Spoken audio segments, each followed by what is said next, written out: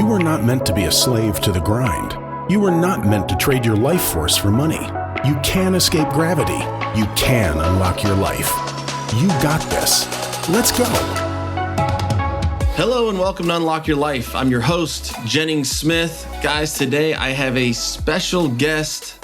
This is somebody who is one of the elite, right? He's done some things that very, very few people in the world have accomplished. Mr. Jake Herbert, he's married. He's got 4 kids. He actually is connected to the Dad Edge, works for the Dad Edge full-time, which is a parenting mastermind that I'm in, led by Larry Hagner.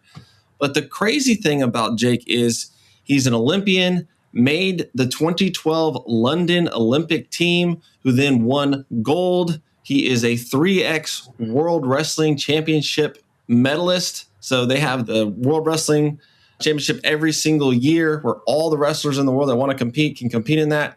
He medaled silver and bronze twice in that. He's a 9-time U.S. National Wrestling Championship. He's a mindset coach. He does some coaching on the side. He also coaches in the Dad Edge. He's also a real estate guy, has some own rental properties, but also invests in rental properties. So I wanted to have Jake on the show to talk about, what does it take to get to that caliber of an athlete and, just get to know him a little bit because he's a great friend of mine and a close colleague in the Dad Edge. So welcome, Jake. Thanks for joining us. Jennings, it's a pleasure, man. And as always, right, that guy in the bio sounds way cooler than what you actually get here. There's a lot. We could go on. That's as cool as that list is. There's a list 8 times bigger than that of just my failures, my rough edges, and everything else that go into it. Well, cool, man. So let's talk a little bit about wrestling first. Tell me about your backstory, when you started getting into that and when the light switch flicked on that you're like, hey, I want to go to the Olympics. I want to be the best in the world at this. Yeah. So to do it as quick as I can, you know how some kids are just rough and annoying as crap. And they're just always like, let's wrestle. Let's play this guy right here. Right. My older cousin, Mason Hewen, God bless him.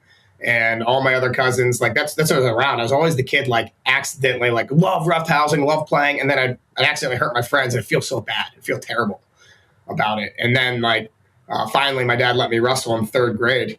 And I'm from Pittsburgh, Pennsylvania, Pennsylvania is just the top wrestling state year in and year out. We almost have 5-6 of the Olympic team is in PA or from PA, training, going out there right now, the ones that'll be wrestling here in Paris.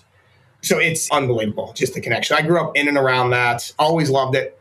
I mean, I was always good, but I was never this phenom, I was never undefeated until my senior year of states. I went 6th as a freshman, 3rd as a sophomore, 2nd as a junior, and then I finally won a state title as a senior. But I had to work my way up. And then I got to college and it kind of, I know you guys are familiar with this, with that hockey stick curve, right? With everything, right? It's probably going to take you, the hockey stick curve is it's flat, flat, flat, flat, flat. Then all of a sudden it just goes up like a hockey stick laying on its side. And that's the definition of success and time.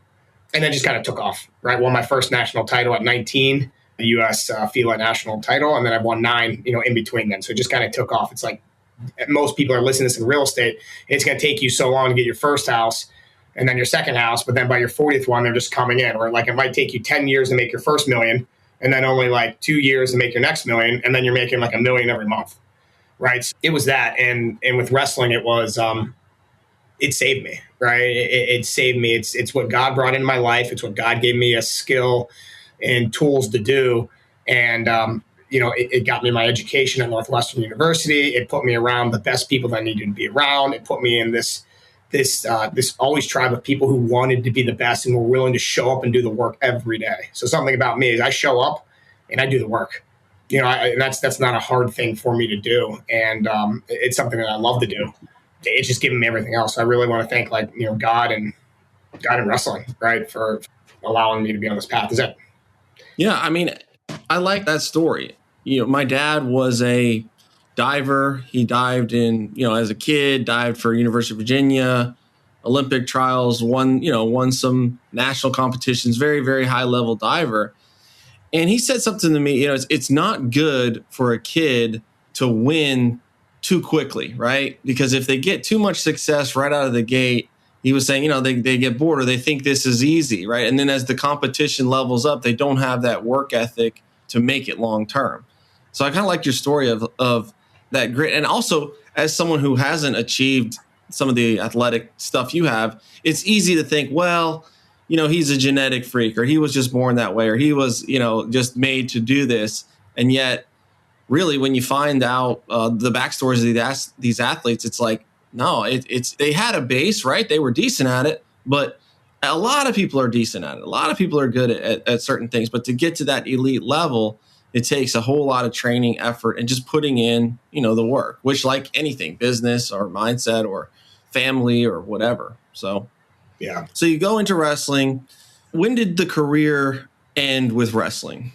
So it ended after the Rio Olympic trials. Number 1 seed, 31 years old going into it, looking to make my second Olympic team and get that world medal. I previously was the 2015 world team member. So I was number 1 going into that. And then I lost to the 8th seed. I was 31. I lost the 8th seed. It was 23 to Jaden Cox, who went on to win an Olympic bronze medal, be a 2-time world champion, and just a great wrestler. And at that point, I was just like, I could have stuck around and kept going, but I was ready for other things. I was engaged. I was engaged to my wife at that point. So we were getting married, wanted to start a family. I was like ready to I love what I did wrestling, but I'm making like 90,000, maybe 100,000 a year doing what I love, not enough to retire off of. And I'm like, all right, well, I'm ready. I'm ready to tackle this financial side of life. I'm ready to get to work. My body's hurting and beat up.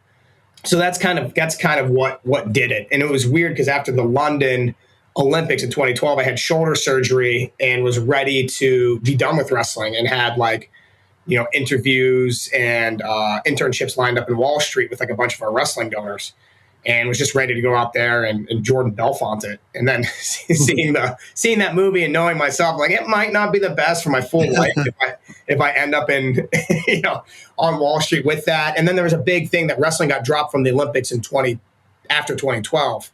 And so all my internships got shifted to going to they basically put me on the board of Save Olympic Wrestling, and I got to lead that. And I got the experience working in the real world against something that I was passionate about, which is keeping wrestling in the Olympics. Despite, my experience with the corruption, the way we got kicked out, it was rightly so. It was a good wake-up call for those running wrestling, right? Of bribing, of cheating, of just we don't care, blah, blah, pompousness. And it got the wrestling, the controllers of it back on board, right? Because we had to get back into the games. And it was a great check and balance. And then when it got back in, I was like, hey, I just had 2 years of experience with what the real world was.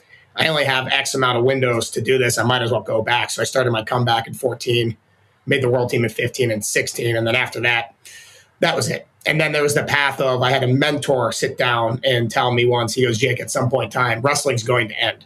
And you can either stay involved in it with coaching or something of that nature, or you're going to go out in the work world. And that was a really impactful thing that Bill Scheer was able to do for me. He's an Olympic bronze medalist. He's a world champion, and then had a very successful career at Goldman Sachs. And then he went to everything else.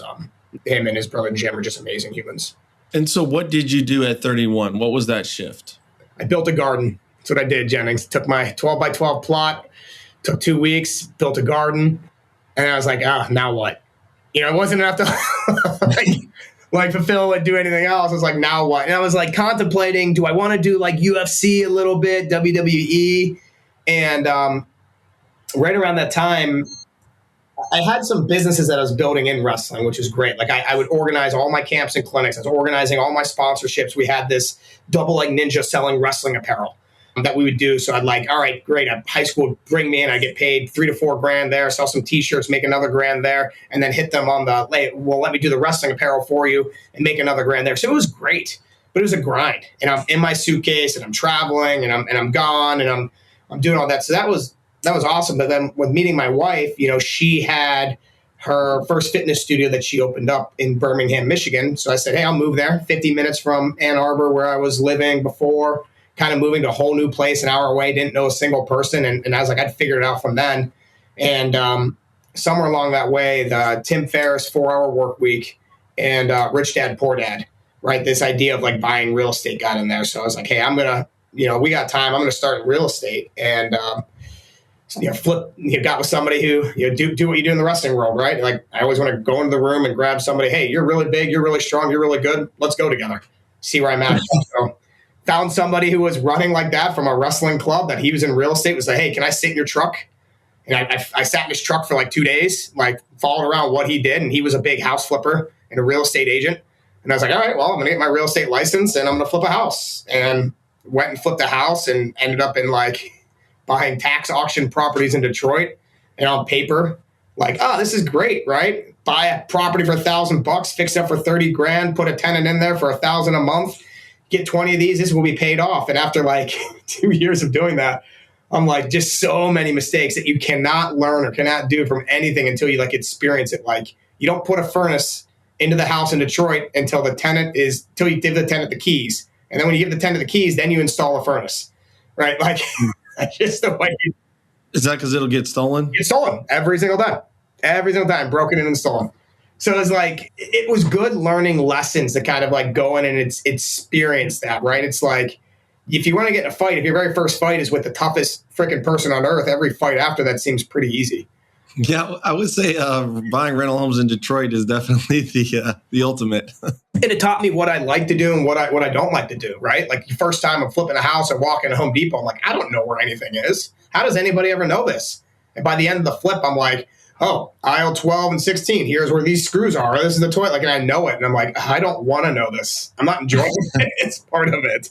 So you got to kind of like experience, do it all, cut your teeth and figure out what you like to do and what you don't like to do in the real estate side of things.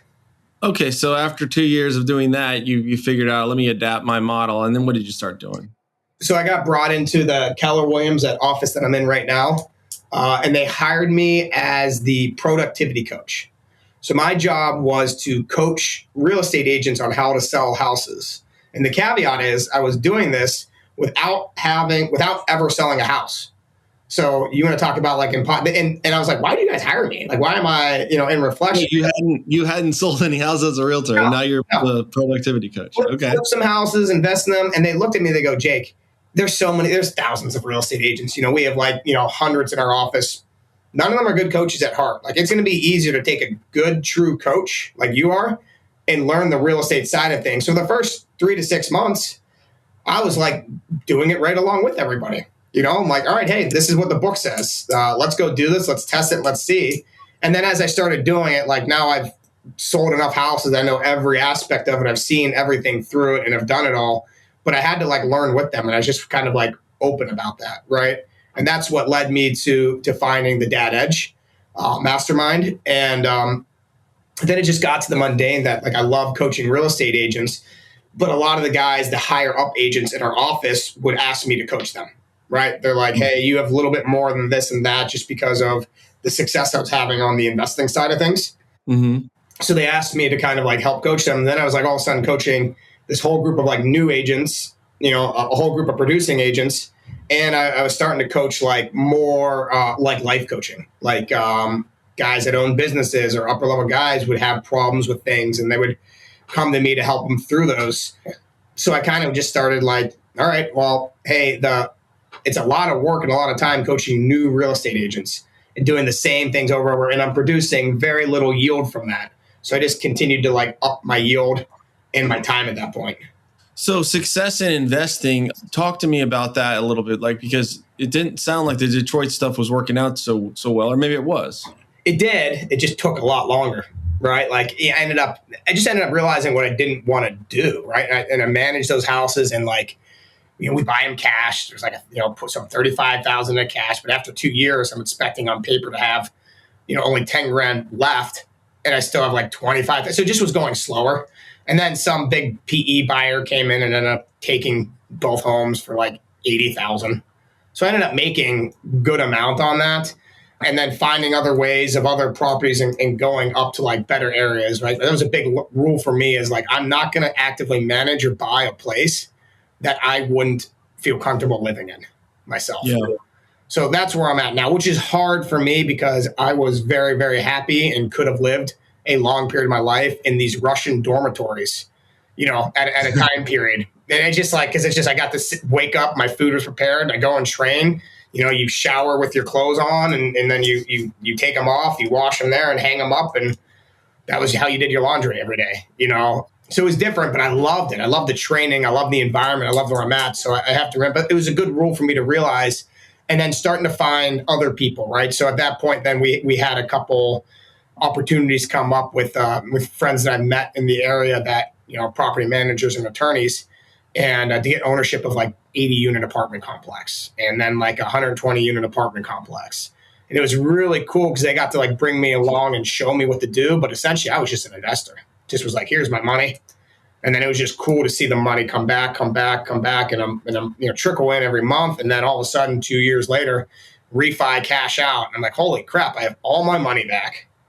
I got an extra $85,000 over 2 years on this. And I still own 22.5% of this $5 million asset. I'm like, this is freaking, that's real estate. I'm like, that's freaking awesome. Like I just need 10 more of these now, like. Well, you understood the model, right? With the birding in the Detroit, it's like, okay, I can buy a house, I can fix it up, I can refinance it, and I can still own it. And that's the thing about apartments is, you can do the exact same thing, but the barrier to entry is a little higher. So people don't really look into that. They're like, well, I can't get that kind of loan. I don't have that kind of down payment. But look at, what these guys did. It's like they brought you in, you had some capital to partner with them. They were able to use your cash to do the deal. They operated it successfully, had a good track record, obviously.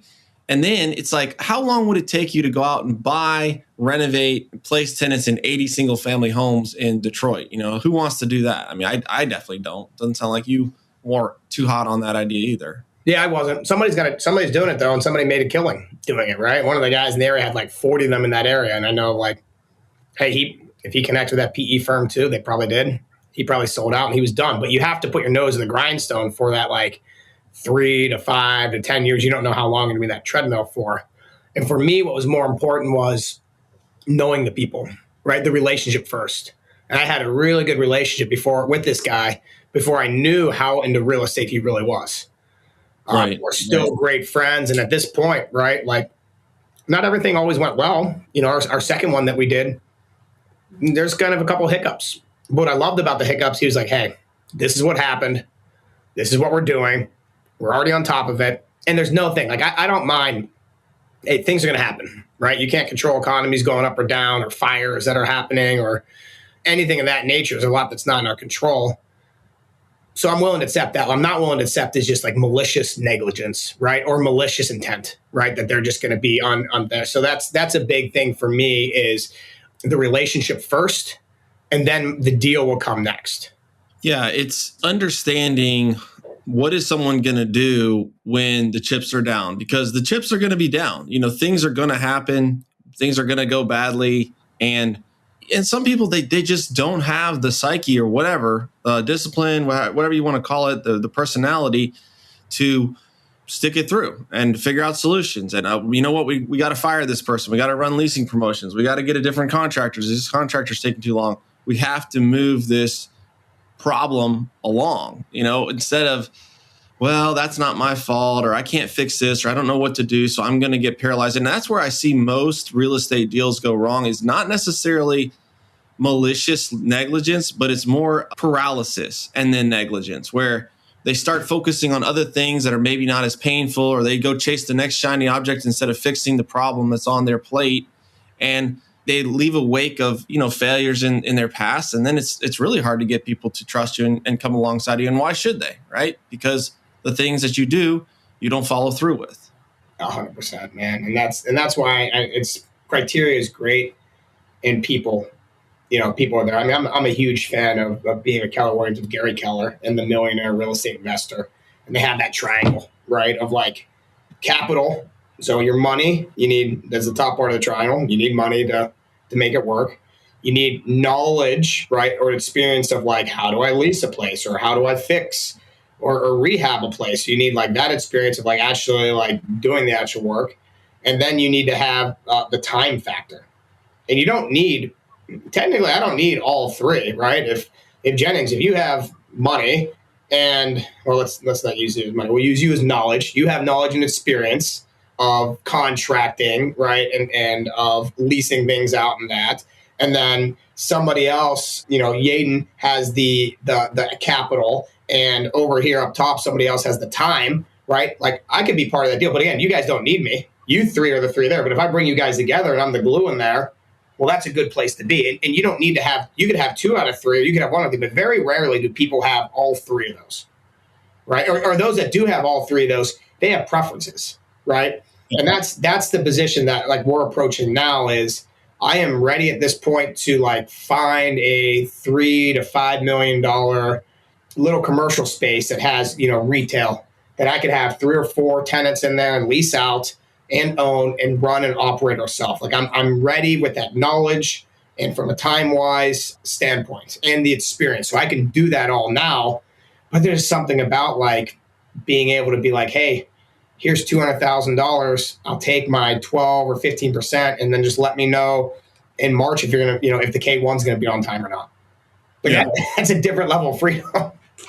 I mean, and return, right? Your return is very different than owning it and doing it yourself. Yeah. I've been moving into some of the money lending in the last year or so. I've always done it a little bit, but just doing more of that, whether we're providing owner finance mortgages or we're placing capital in first position lien, or we've even done, uncollateralized stuff. And it is crazy, how passive that piece actually can be, right? Because it's like you give them the money, and if it's a debt and you've got a good debt instrument, I mean, they're highly incentivized to pay you back so that they don't lose their property or whatever it is. And they've got to figure it out, right? They've got to solve all these problems. And if they don't, there's going to be a massive consequence for them. But on the flip side, having been the operator for so many years, it's really cool to see, hey, I put out 200 grand, 300 grand, 500 grand, whatever. And to see that check come in every month, it's like, wow, that's pretty amazing. But, if you don't have that and you got to get to that level, how can I be part of the other triangle? And that's sort of what we do in the deal room. It's like we're trying to connect these pieces with people that have money, people that have knowledge and experience, people that have time. Hey, I'm willing to go out and cold call 100 owners to uncover a good deal. I'm willing to be boots on the ground. I'm willing to run property management, run this contracting project. Not everybody wants to do that. I don't want to do that at this point, but I need people that can.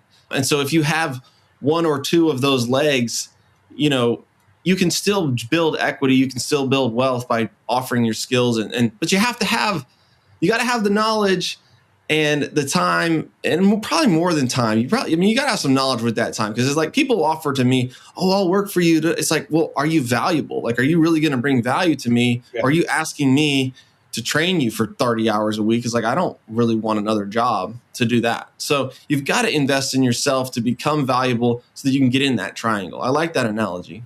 Yeah, it's a beautiful one. And it works well because I can understand you're exactly right. When I had all my deals are people like I know, like, or trust. I have to know, like, and trust them. Like the one guy, I remember, like, we had this apartment in Michigan here, and he called me. He's like, hey, listen, there's been a fire. We have 90 units on property. One building burned down, so 15 units are burnt down, and somebody died in there.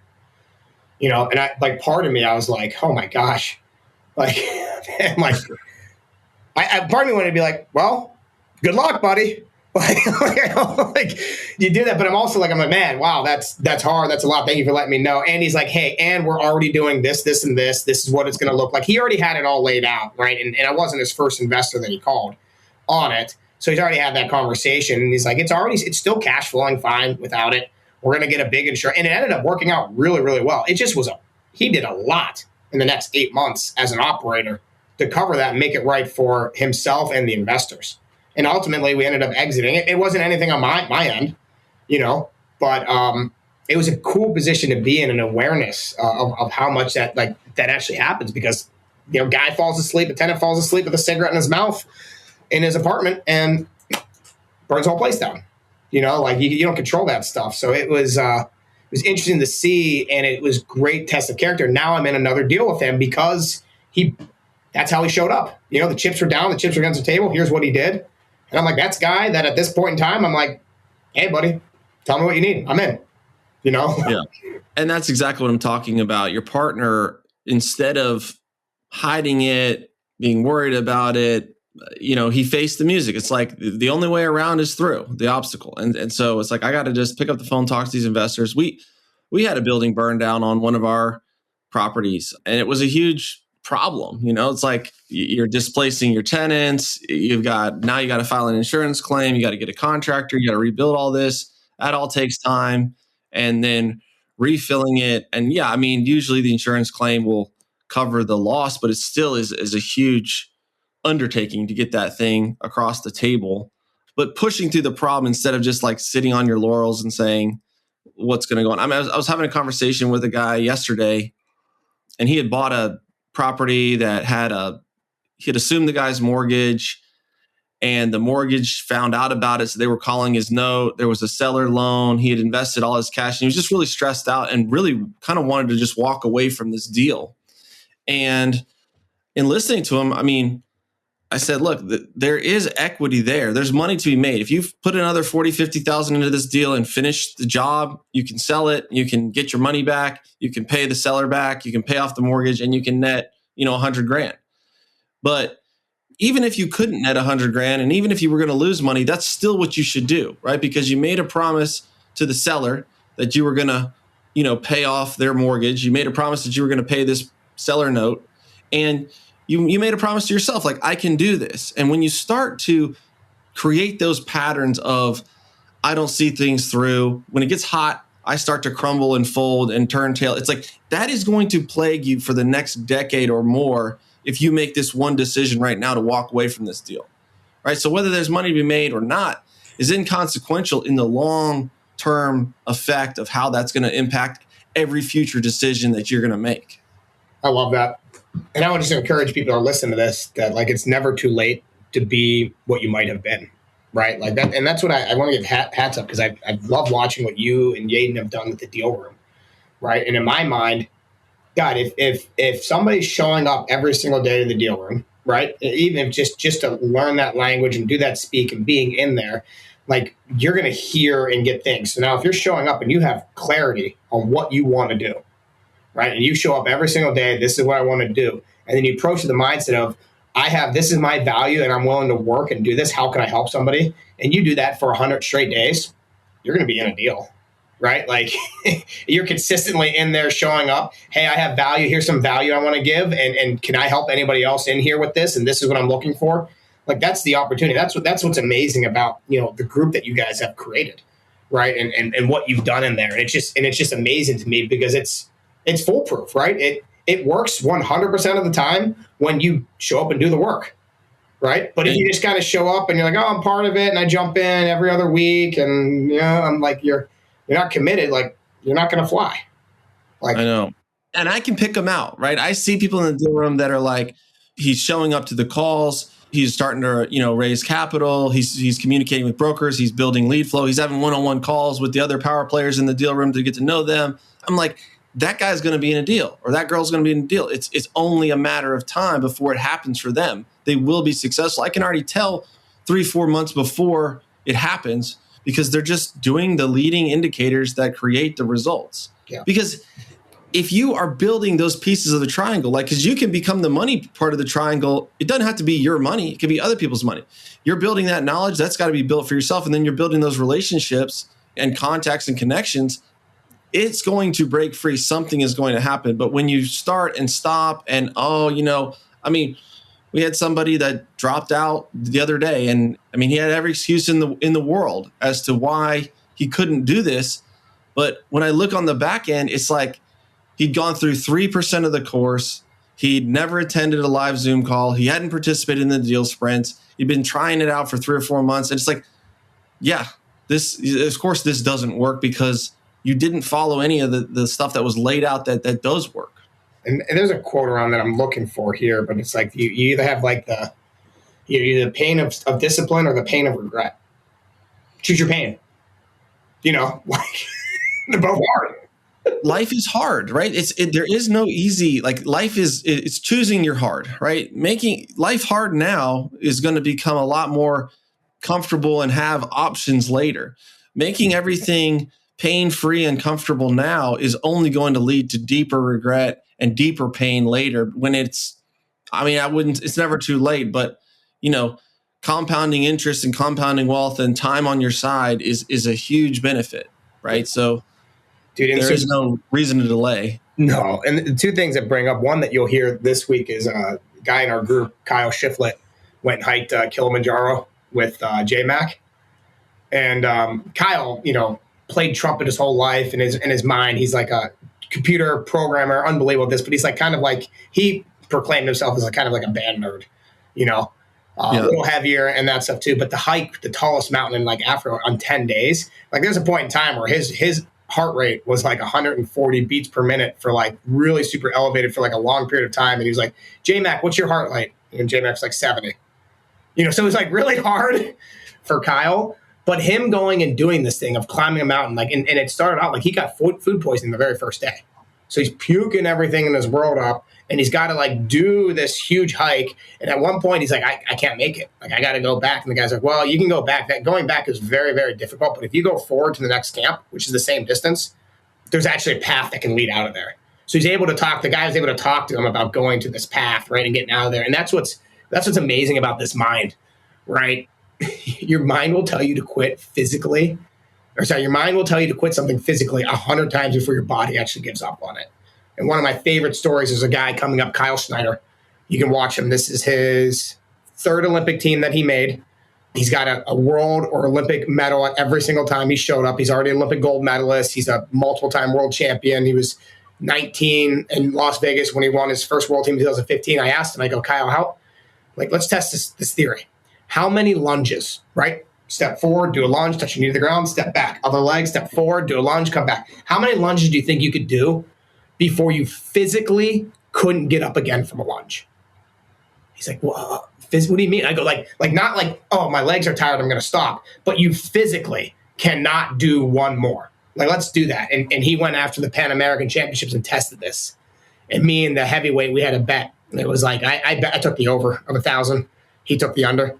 And I asked Kyle, I go, Kyle, tell me about your experience. And he goes, I ended up doing 1,586 lunges. And he goes, so he just went into the wrestling room and just started doing lunges, one forward, one back, one forward, one back. And he goes, you know what? About minute 45, I just started doing them as fast as I freaking can so I could get them over with, And he went to the point that he couldn't do another lunge. Like, in your mind, I'm like, how many times in your mind did you tell yourself to quit? He's like, hundreds. And I eventually just started ignoring the voice. It just got smaller, and then it went away.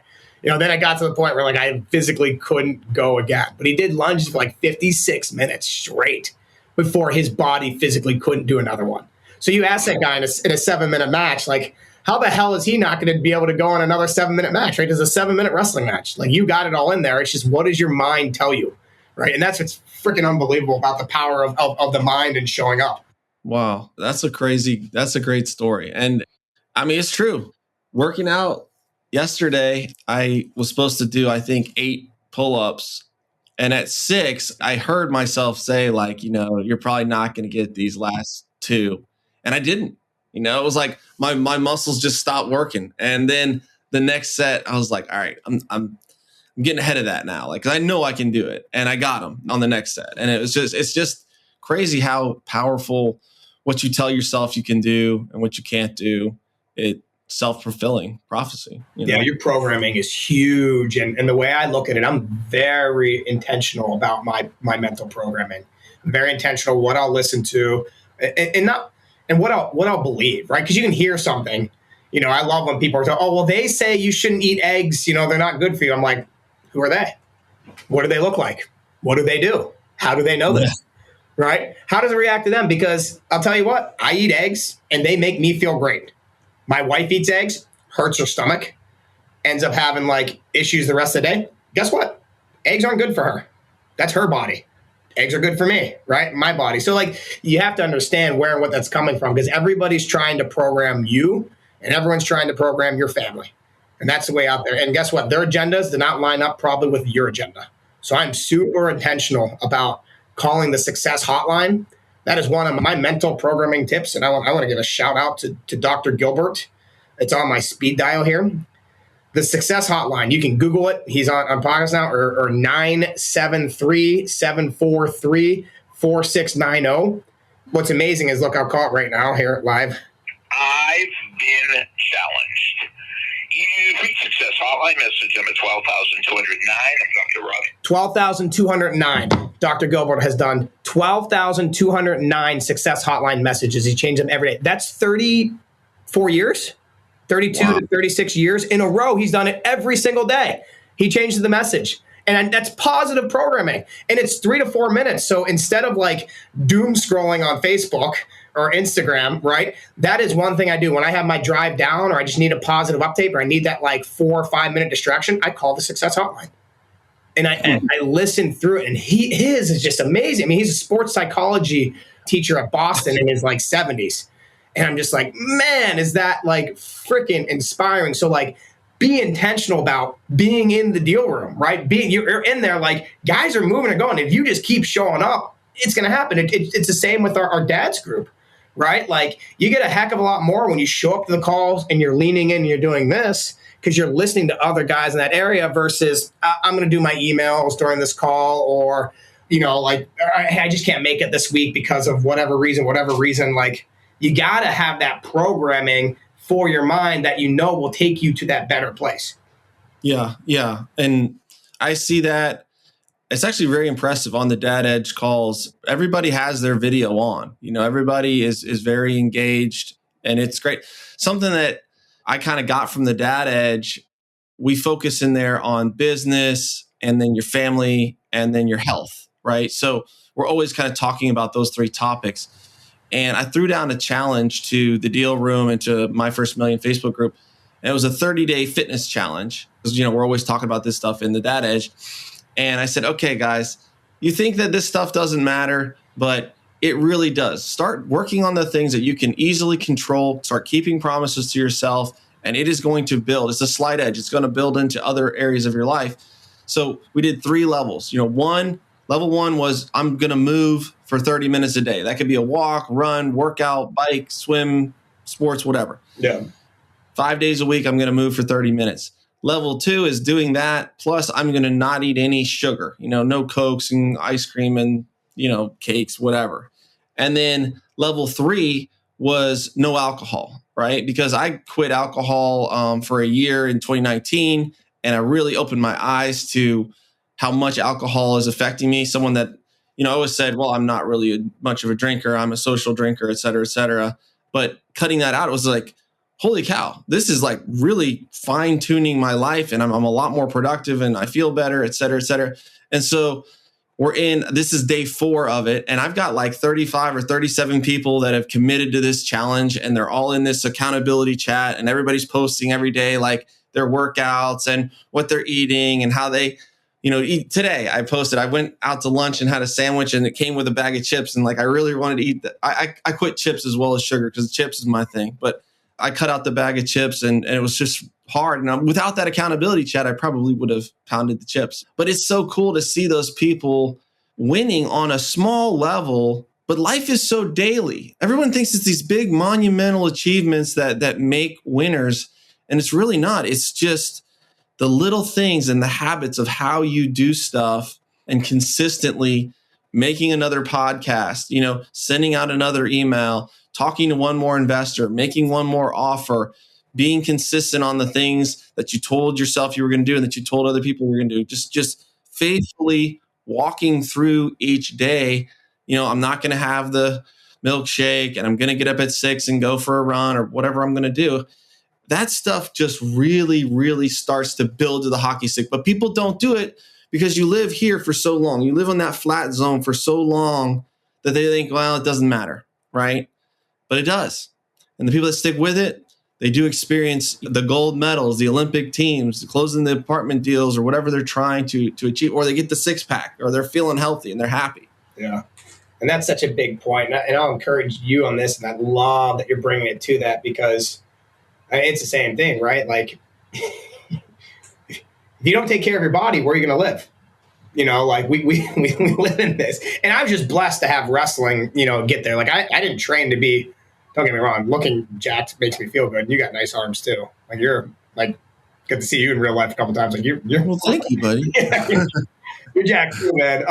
But like it's, I was just blessed that like, hey, I didn't care if I looked like the Pillsbury Doughboy if I was winning gold medals. That's what mattered. But a byproduct of training and doing what I did, I'm obviously in pretty decent shape.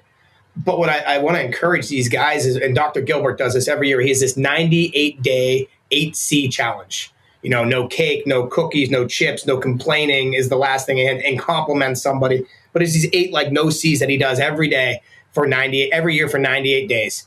And he talks to it. So many people look at it as like an all or nothing, right? We look at it as like, all right, hey, I'm in this. I said I'd work out every single day for 30 days. And then I don't know if you can see this while I'm in a burpee challenge, but my toe is jacked up. Like I was playing Marco Polo in there, and I'm basically going to lose a toe. I couldn't walk yesterday. Day 3 of the burpee challenge. I did 2 burpees. My opponent did 300. And so I'm going to lose, right? Like it is what it is. Like I didn't mean to break my toe. It hurts. But the way that Dr. Gilbert put it during this 98-day 7C or 98-day 8-day challenge, that what he said is, well, if you're running a marathon and you fall down and you get back up, does that mean, and you finish a marathon, does that mean you didn't finish just because you fell? It's the same thing. I think people have to take this mindset that like, hey, completing 90% of the challenge is so much better than getting 4 days in and quitting and going back exactly. If you miss one day and that's it, you should be proud to say, hey, I did the 30-day challenge. I had 1 mulligan. I took 1 mulligan, but that's okay, right? Especially if you're just starting off, right, in this too, because you're going to have things that are happening that are out of your control. You might have something like playing Marco Polo in the pool with your kids and smashing your toe, where I'm like, oh, that really, really hurt. I'm like, oh, and I'm worried. And then it just blows up on me and it's bleeding everywhere. And I'm like, well, that annoys me that I'm losing this burpee challenge. And I've already done 500 burpees this week. And I'm going to just find a way to kind of do more of it. Like I'm going to get back at it probably today or tomorrow to see what I can do within reason. Right. But it's, I want to encourage that too, because finishing the challenge is going to be so much better, even in spite of missing 1 day or 2 days. Like that arguably is a lot harder than keeping the streak going. So I just want to put that as encouragement for the people that are doing it. Good. All right. Hey, well, we're out of time here, Jake, but I appreciate you spending some of your time with us and dropping some wisdom. If people want to get in touch with you, how do they get in touch with you on socials or whatever? Yeah. Website. Jake Herbert 84. Shoot me an email, jake.herbert1@gmail.com. And I'll challenge everybody this. It's going to be scary if you engage with me, especially if you're like, hey, I really want to watch out this because I'm very annoying with accountability. I'm like, hey, you said you didn't want to. This one guy in a group wants to play Billie Jeans on the drums, and it was like Philip Shaw. It was something I've asked him about several times. And just the other day, I was like, hey, how's Billie Jean coming along? He's like, I've been avoiding you because I've been avoiding you because the drums were a rental and they got taken away. So I haven't practiced in like 3 months. And I was like, well, does that mean the goal has changed? Or based around. But yeah, I check all my own emails. I'm in there. If there's anything I can do, the big ask I'd have for your community is this concept, Jennings, of I call it completing the circle, right? There's a quote at the Olympic Training Center from Dan Gable, 1972 Olympic gold medalist wrestler. And he says, if I took my gold medal and I broke it into a piece for every person that has helped me get this, it wouldn't be pieces, it would be dust because of so many people that helped them. And I've had so many people help me in real estate, in life, in wrestling, and this that I can't replay them all. And even when I've asked some of these guys that are like billionaires or super successful, like, what can I do to help you? They just like smile after. Like, the one guy, my mentor, I never forget, told me, you can't do anything that'll help me, Jake. Here's what I'm going to ask you to do. At some point, somebody's going to ask for help. They're going to reach their hand up to you. I just ask you to reach down and grab it and complete the circle. So it'd be my big ask for the audience here that, hey, no matter how big or how small that's going to be, like there's somebody else that, we're all barrel monkeys, right? We're all a barrel monkey. Somebody's pulling us up in some form or the other. Reach back down and grab somebody else and pull them along, because this world needs more people like what you guys are doing, Jennings, like you and like your group is creating. So that's my ask. Awesome. Well, we'll leave it with that, guys. But thank you, Jake. And make sure you spend some time this week, audience, to unlock your life. All right, guys. Peace.